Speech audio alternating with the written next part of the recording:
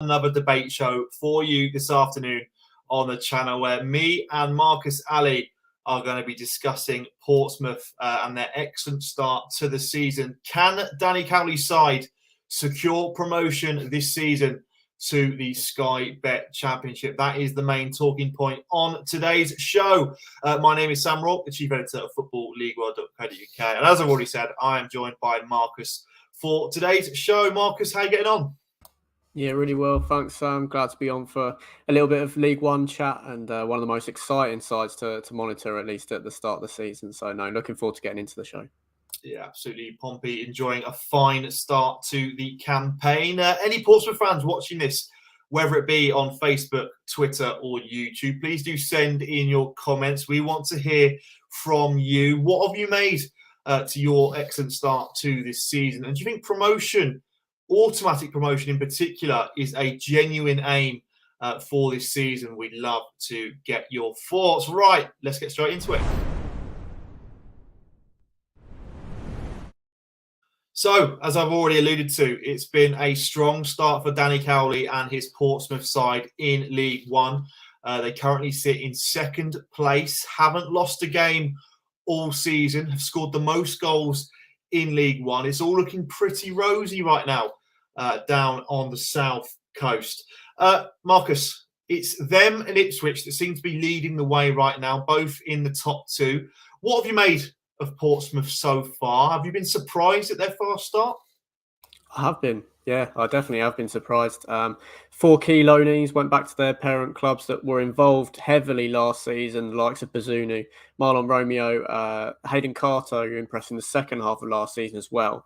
And of course, George Hurst, a player that Pompey fans were sort of interested in bringing back to the club. Then there was the high-profile departure of Marcus Harness to a direct rival in Ipswich as well, as you mentioned. So I was probably expecting them to be more battling it out for a playoff place and potentially put a more sustained push together than they did last season. But going off like a jet like they have, it's been really impressive. So many of their signings in the summer window really hitting the ground running. And Danny Cowley deserves a lot of credit for that as well. I didn't expect him to be going to a 4-4-2 formation, but with the results that it's providing in the final third and getting so many attacking players on the pitch at the same time, it really has been reaping a lot of rewards. So, yeah, I've been really impressed. Didn't expect them to be in this automatic promotion conversation. So, no, it's been a very, very exciting start. Yeah, because it's fair to say League One is, as it always seems to be every season, incredibly competitive. There are lots of clubs down in the third tier right now vying for their automatic promotion spots. Plenty of big clubs down there as well, all hoping to secure a return to the Championship.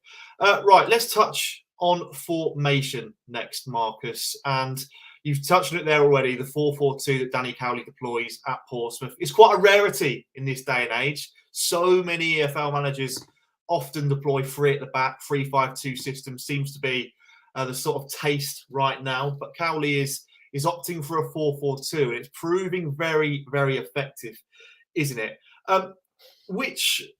Firstly, are you sort of surprised to see a 4-4-2 system working so well in the third tier? And also, what sort of key personnel within that 4-4-2 in your eyes, make it work? Why does it work so well?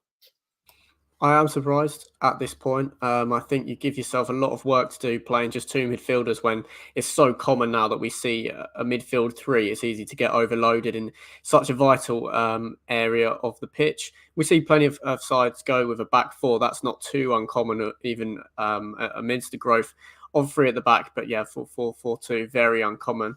I think it's sort of helped them that Dane Scarlett's hit the ground running. I think that's one area of the side where he's probably benefited from the formation more than potentially some other players. I think in his first senior loan spell in the EFL, having someone alongside him with way more experience at that level, someone that can almost get involved in the physical battle a little bit more and create some space for him has definitely helped him his acclimatization period. And then you've got that very easy on the eye midfield pairing of Marlon Pack and Tommy Lowry.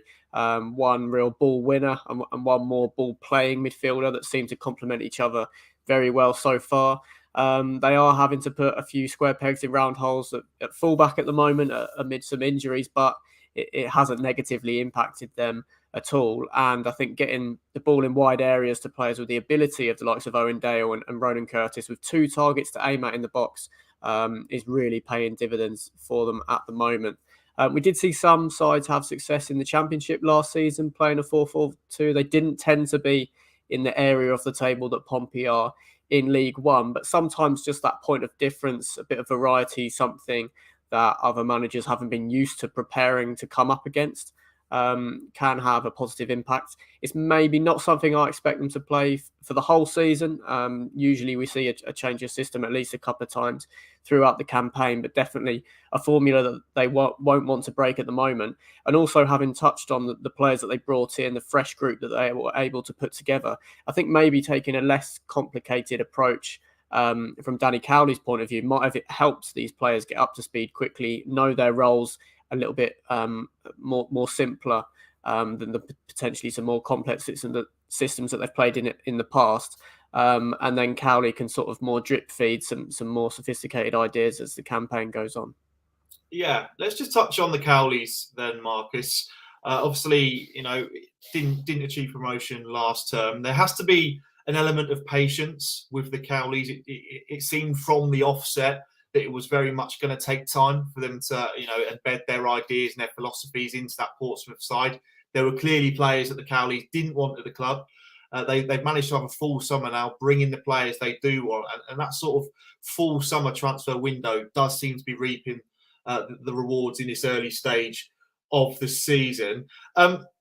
Let's just touch on Cowley then, Marcus. Are you impressed with the owners and the fact that they did remain patient? They've given Cowley's time to adopt their approach, get the players they want. Because how many times do we see it in this day and age where owners, are impatient and make rash decisions? What's your sort of stance on this one? Yeah, it's been very good to see, refreshing to see almost. I think there's been an understanding that League One is a very difficult beast at the moment. We've got clubs with deeper pockets and more high-profile squads and players that you typically have seen in the level in recent years. I think Pompey have maybe understood that and shown more faith in the project with Cowley after such a long and dragged out and frustrating Kenny Jackett era, at least towards the back end of it. It wasn't really good. It's hard to see that being a quick fix, and I think Portsmouth showed under Cowley just enough promise last season that in the long run it could all come together. There were some very positive runs in and amongst that difficult season. Some really impressive runs, defended their own goal and in front of goal, and then it's just tended to sort of slow up at the wrong times, and they weren't quite able to throw themselves into that promotion mix. So no, I'm very impressed. It's refreshing. I love to see managers given time. I definitely think it's something that should be involved more. And yeah, often boards are a little bit too trigger happy, but Portsmouth don't seem to be one of those. They seem very realistic in their approach. And I think that the jobs that the Cowleys have done in the past, particularly at Lincoln, of course, they understand that they need time to get their ideas across. And yeah, it's really bearing fruit at the start of this season. Yeah, absolutely. Just a reminder to any Portsmouth fans watching this debate show on Football League One TV, please do send in your comments. We want to hear from you. What have you made to the start of this season? Are you impressed with the job that the Cowleys are doing? We touched on a couple of the names that are performing well within the Pompey squad right now. Let's take a look at a few others that we haven't mentioned just yet. Colby Bishop has to be someone we need to talk about on this show about Portsmouth. I think it's fair to say that Pompey have lacked that killer edge in front of goal over the last few seasons. We've seen the likes of John Marquise and Ellis Harrison fail to register goals consistently down at Fratton Park, but Colby Bishop has made a really strong start to the season down on the south coast following his switch from Accrington Stanley in the summer. Still only 25 years old. His peak years are ahead of him. He's the club's top goal scorer so far, 5 goals registered. This is starting to look like a bit of a masterstroke signing already, this edition of Bishop. What have you made of his impact so far, Marcus?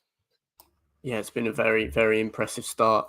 I've been an admirer of Bishop for a while, definitely a player that's been capable of playing in this sort of region of League One. Bit of a strange sort of course of events, the way he almost went to Blackpool and then came back to Portsmouth. I think that's definitely a move that suits him better. I almost point to the partnership more than the individual and their contributions so far at the start of this season. I just think he's such good foil for a player like Dane Scarlett and the other more mobile forwards that Pompey have in the side, potentially in the future putting Josh Koroma or Arundale up in a front two, if need be. I think we saw that at Accrington, the way that he was able to dovetail nicely with Dion Charles in the final third, a more pacey player, and Bishop taking on the more physical role. So in that sense, it's working a lot. I do think he's been running a little bit hot in front of goal. It's been really impressive the rate that he's been scoring at, but I think 4 of those goals came in his first 3 appearances. So he's only had 4 shots in his last 5 games in League One, and he started all 5 of them. However, that said, he's not a striker that strictly you judge him on that. He is able to contribute outside of that in his link-up play and the presence that he holds up against opposition defences. So yeah, I think maybe some of Portsmouth's competitors are looking at that and looking at Bishop as potentially a player that they could have been in for in the summer with the impact that he's had, and with Joe Pigott maybe struggling to slot in and start firing as quickly as other players have. I think Bishop's definitely someone that we can expect to be a mainstay in the forward line as the season goes on. Yeah, he's certainly featured very heavily so far under the Cowleys. I always look back to Cowley asking the Portsmouth defenders who was the toughest League One striker you played last season. And they all said Colby Bishop. That was a major reason behind making the move for the Accrington man. He has made a good start, 5 goals, as I've already said. But goals sort of come from across the pitch for Portsmouth so far this season. Interestingly, Connor Ogilvie is the second top goal scorer right now, a defender by trade. He's scored 3 goals so far, a pretty impressive tally for the former Gillingham man. What have you made of this sort of attribute that Portsmouth seem to have, the fact that goals are coming from across the pitch? It's a good one to have, isn't it? It's going to be huge, I think, over the course of the season. Obviously, as we mentioned, with the system they're playing at the moment, you can almost get 4 forward players, if you like, on the pitch. I think in their last match, it was Koroma and Dale playing out wide in a midfield 4, which are players that we've been more accustomed to seeing playing further forward. That does lead you to have more goal threats on the pitch. But I definitely think it's a sign of a good team and a team that's going to be able to stay the course, having less of a reliance on your real chief goal scorers than some other teams in and around them should stand them in good stead over the course of the season. They're really stacked at the top of the pitch. I think that maybe could have been something that they'd identified with the 5 subs rule coming in as well. Having more players to bring off the bench to influence games could be something that picks up vital points for them this season. So yeah, it's a great thing to have at the start of the season, and they really are showing why they are the most dangerous attacking team at the division. So many names to rattle off that can cause teams problems at the level. Yeah, Dane Scarlett and Michael Jacobs also on 3 goals so far this season. You've touched on Dane Scarlett's impact a little bit on this show already. Lots of Tottenham fans and the club in particular are very excited about what Dane Scarlett could potentially be in the future. He started pretty well down at Fratton Park. Do you think this sort of move to Portsmouth was the ideal sort of next step for him to progress his career? I think so. I hadn't seen too much of him before the move. Obviously, you see the headlines and the reputation that he'd built through the youth systems at Tottenham in the last few years. But I really do think that this could be a serious breakout season in the EFL. I can see him potentially even skipping. Very early thing to say, but I could see him potentially even skipping the Championship and maybe this being one of his, if not his only spell in the division. I do think he's the biggest goal threat in that side. I think he's got the most variety to his game, and I think it's a really good thing going forward for Pompey that they've showed that they can develop these players so well. You look at the loan spell of Bazunu last season. I'm not quite sure what the fee is that Man City got from Southampton for him in the summer. But off the back of a season in League One, it was astronomical. So yeah, if Pompey can keep building those positive relationships with clubs that have young players that are able to make such a good impact in League One and even higher up the pyramid, then it's going to be really good for them. I'm really excited about Scarlett. He's sort of taken some time to bed into the first team, but now he's up to speed and getting used to the style of football in League One. He looks like a really, really promising player. Yeah, when you look at that Portsmouth team right now, it's certainly a lot more rejuvenated. It's a completely different look to what it was last season. Lots of new faces did arrive in the summer. Let's touch on some of them new arrivals next.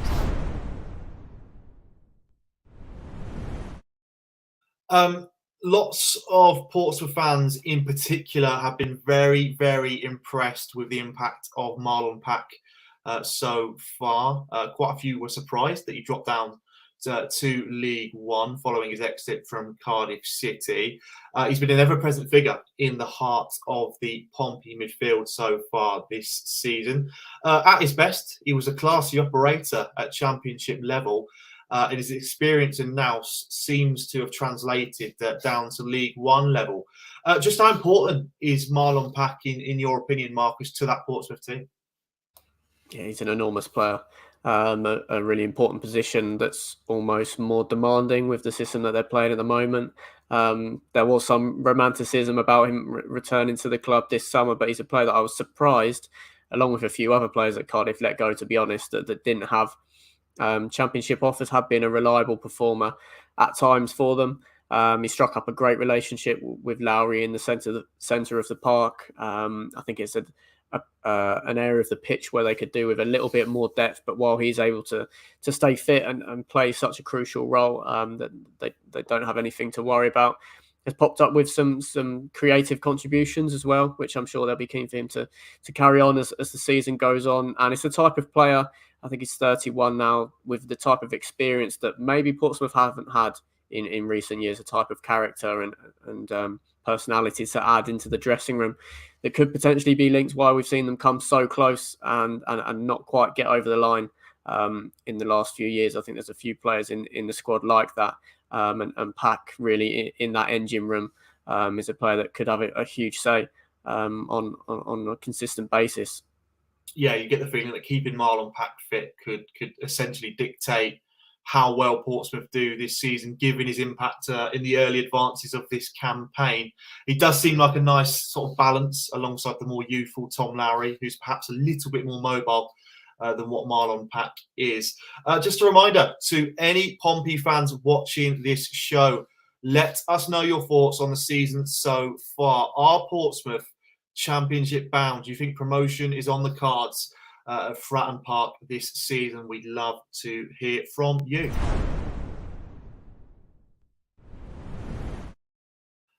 I think it's fair to say over the last few seasons that Portsmouth have perhaps leaned on the likes of Ronan Curtis and Marcus Harness for their creativity and their goal contributions.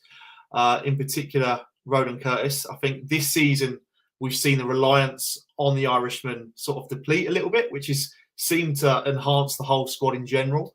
Marcus Harness, of course, leaving for Ipswich Town in the summer. Lots of Pompey fans were somewhat disgruntled. Some were pleased. It sort of divided opinion, that particular move. But do you think this sort of the less reliance on the likes of Ronan Curtis is helping the Pompey team in general? Absolutely. I think you can't doubt the impact that potentially it seems to have sort of released the weight off some of the lesser known names in that squad. I think Danny Cowley deserves tremendous credit for that, because when you look at the goal contributions in particular that Harness had, while being a versatile option in the last few years, it really does. If you take them out of the side, then they're not the same team that they were, but with other players being able to step up, it's been huge. It does sort of lead to questions about what was going on in that dressing room in the last few years. Was, I don't know, certain egos clashing? Was it a really positive place and one that was conducive to producing the success and the type of runs of results that we've seen at the start of this season? I almost think it's better for someone like Ronan Curtis as well. He does seem like that kind of maverick character that likes to put the team on his shoulders and be the main man, but it's got to be easier when you're not relied upon as much, when you've got enough people contributing. And it's going to be interesting to see over the course of the campaign how he does react to that competition for places that they've now got in the squad. So yeah, I think the way that it's gone and the lesser reliance on key individuals probably points towards some of the mistakes that they've potentially made in the last few years. I don't think they've had the same budget in the transfer market in the last few years, and that could be a bigger reason into why it's played out as it has. But no, it's definitely a good thing. And hopefully it's able to bring Curtis back to his best, because I think that could be potentially one trump card that Portsmouth have up against the bigger squads and arguably better on paper sides like Ipswich and Sheffield Wednesday.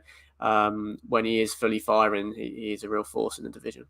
Yeah, he's certainly a match winner, Ronan Curtis. He can win a game in the sort of 70th, 80th minute when you're in need of a spark of some sort. Ronan Curtis can often provide that, so it's a good option to have in your attacking armoury. It's fair to say, Ronan Curtis, but the reliance on him is less so this season, which does seem to be a good thing. Let us know your thoughts, Pompey fans, on Ronan Curtis in particular. Are you happy to see him play a little bit of a lesser role this season? It does seem to be reaping the rewards so far.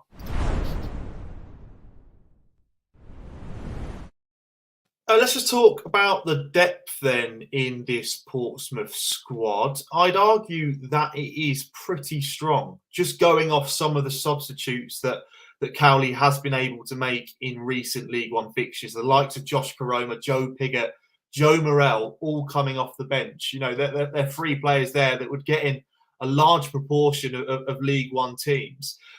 You know, it seems to be an issue that they've resolved this summer, adding some much needed depth, but not just quantity. You know, there's an element of quality to the players they brought in to bolster the squad. Would you sort of agree with that? Definitely. You can almost switch up that whole attacking contingent. I'm talking the two wingers and the two strikers, and it doesn't get a lot worse quality-wise, which is a great position to be in. I do think they probably need another centre-back and another central midfielder. That's sort of based off, the players that they've got in those positions are staying fit and performing well at the moment, but I do worry that a potential injury crisis could derail them a little bit in that regard. But in the final third in particular, they're very, very healthy.